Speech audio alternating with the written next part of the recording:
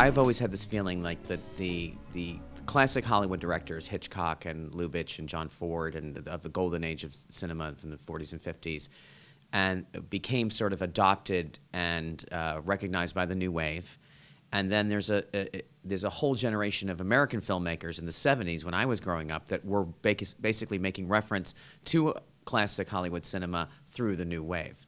So it had some honesty to it. It was shot in the street.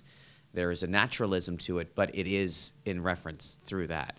So I always felt like when we started making the show, I did not want it to be stylized. I felt like naturalism was a better way for me to go. Trying to create reality is very expensive and in a way more difficult than creating fantasy.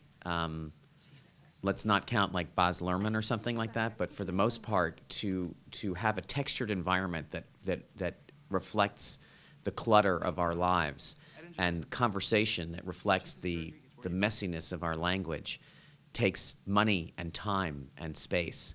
So that part of it is there. And then there's the fact that in the midst of all that naturalism, you have a heightened melodrama. And that I definitely, cite the new wave for, that there would be this plot that on some way was unrelated to life, but the people in it were very real.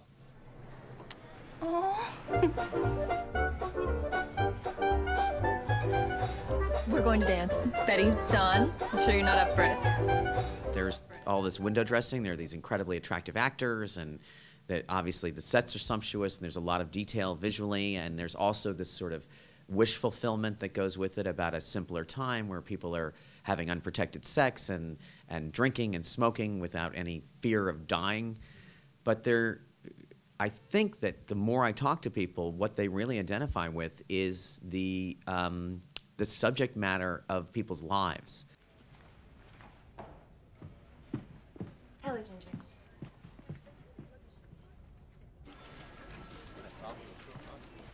It was like writing a new pilot for the show, and it was very scary. But I think that a lot of what, also speaking to what's entertaining for people, the show, you don't know what's going to happen on the show.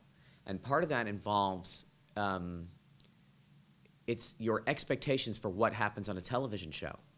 So when you see a character on a TV show and they're in jeopardy that they're going to lose their job, they're not going to lose their job. Where are they going to go? The show's going to end. They're going to go to a new office.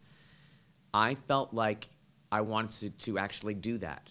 I don't know how many shows in history have ever had characters actually get divorced.